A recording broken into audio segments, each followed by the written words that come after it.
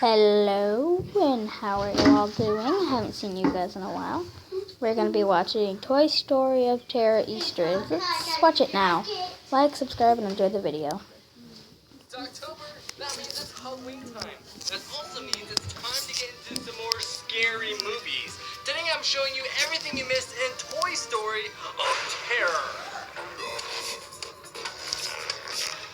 Now don't wait to get your Halloween costume or go to one of those little party stores where they have like one of 5 costumes to pick from.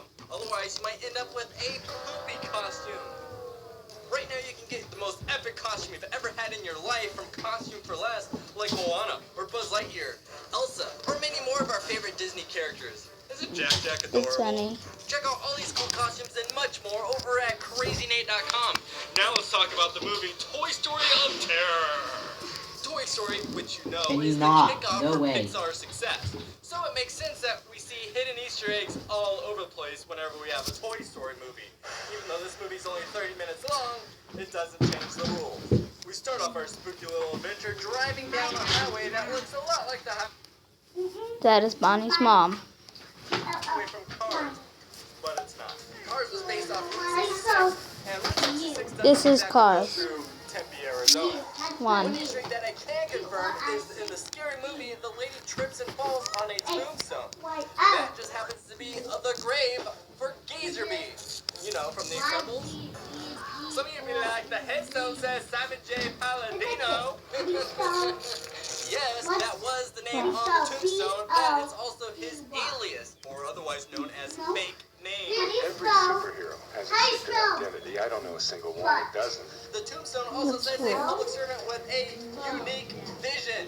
Unique vision, that's a hint to, you know, his superpower. Wow. Logan, what's B-O-B? Can you see me in this at the supermarket? Come on. I want to go shopping in the last store, you know what I mean? If I was Superman, I probably would go shopping as Superman. Logan, how do you spell Okay, that's hilarious. Superman's not real. Batman is real. You can make Batman real, you can't make Superman real. Uh-oh. Here comes the haters. Bonnie's mom, Miss Anderson, is clearly a big fan of Toy Story. She has a license plate frame holder that says, I break for Pizza Planet. And of course, she has a bumper sticker for Sunnyside Daycare, referencing back to Toy Story 3. Yep. And then the bumper sticker Honcho, that's a reference to the set supervisor Honcho. Now this license plate also expires November 2013. Now this could be originally an Easter egg to the release date of the movie, however, October 2013. But release dates do change from time to time, so maybe this was just a failed Easter egg. Or perhaps this was, in a way, giving credit to the first 2 Toy Story movies at the same time, since they were also released in the month of November. Spoiler alert! Ron, the manager of Sleepwell Motel, turns out to be the bad guy. But if you look at his little coffee mug, you will already know that. You know what's scary, though? If you pause when the lightning strikes, you will see that there is nothing in any direction. That's right, they're out in the middle of nowhere. Wow. But they just happen to get a flat tire right next to this creepy hotel.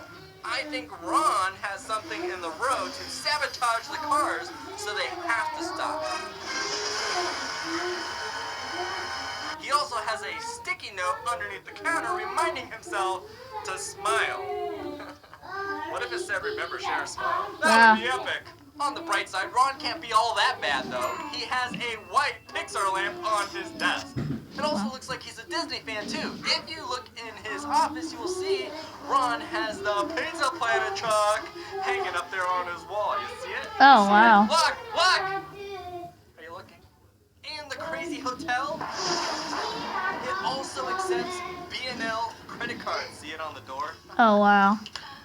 In the cozy little motel room, if you look at the art on the wall, you will see Arlo's parents hinting to the Good Dinosaur, which would have been a future movie.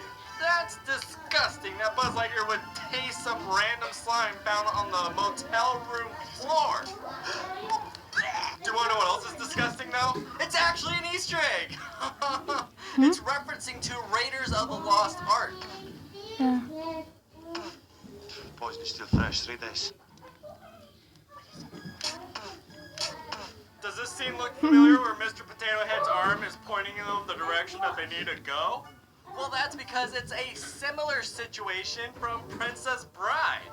Wow. And gents, Princess Bride, the name sounds like a girly movie, but if you haven't seen it yet, boys will like it too. Remember the Combat Carl from Toy Story? Sid blew one up into a million pieces? Hit the dirt! Wow.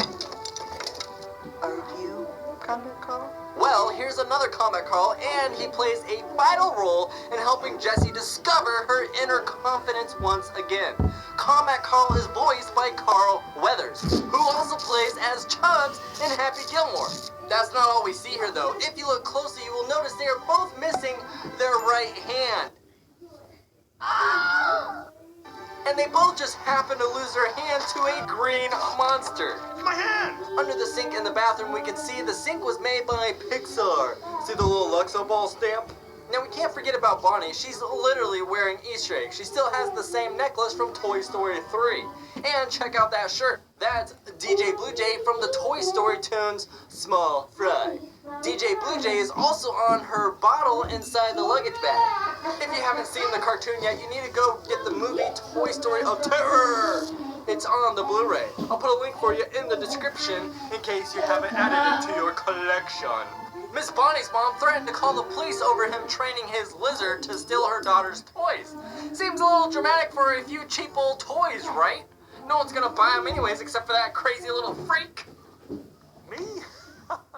If you look closer in the glass case, though, you will see that this little freak is stealing more than just toys. Like cameras, phones, and watches, video cameras. I bet the empty boxes up there, even those are full of stolen belongings. If you look closely at Ron's computer, you will see he put Jessie on a make-believe version of eBay for $19.99. If you remember, the first time we ever saw Jessie was in Toy Story 2. Toy Story 2 was released in 1999. Then what about Woody? Ron sold him for $2,000. But who in their right mind would pay so much money for a used toy? Unless they knew they could sell it for much, much more. That's right, we're talking about Al from Al's Toy Barn. Yeah. This isn't just a crazy guess either. We know Al was the winning bidder because the shipping label shows it's being mailed to Al's Toy Barn. So Al's clearly still trying to find a complete set to have the sale of a lifetime. Survey time! Do you think Al from Al's Toy Barn will be the villain in Toy Story 4? Vote now right up there, or let me know in the comments. Mr. Jones the Iguana is a reference to Jonesy the cat from Alien. Yeah. Another little Easter egg we can see on the shipping tag is 1195. We know Pixar likes to advertise that date because that's when their very first movie came out, Toy Story. We also see it later on printed on a box. The headboard on the wall looks like some sort of a trophy wall for a serial killer or something. But we have a few things on this wall I need to point out. Swiper here thinks that Mr. Prickles is a German beaver. He also doesn't know his dinosaurs from a hole in the ground. He thinks that Trixie's a Stegosaurus, even though she's clearly a Triceratops. This is a combination of a few robot shows in the 80s, like Voltron and Transformers. But this guy specifically, he's a made-up toy. Also, his little eyes do not light up green from battery power. They light up green from a green thing in the back of his head that light can shine through. Then there's Rex. Now, Rex has been around since the very beginning, but did you happen to notice his skin patterns has a hidden Mickey on it? Bam! Right there. It's so good to see that Jessie was able to save Woody with her little paperclip that she found in her box. But one thing that doesn't really line up, though, is Woody had a paperclip in his box as well, and he's been creative enough in the past to get out of tough situations. Sassafras! So it seems like he'd be able to figure out this little escape on his own. Now, a lot of you are new to my channel, so I want to take a second and say hello! Welcome to Crazy Nate. I'm glad you stopped by. On these videos, I hide several Easter eggs. Typically, they're 5. Well, thank you for watching. I hope you enjoyed the video. Adios, Salvanio.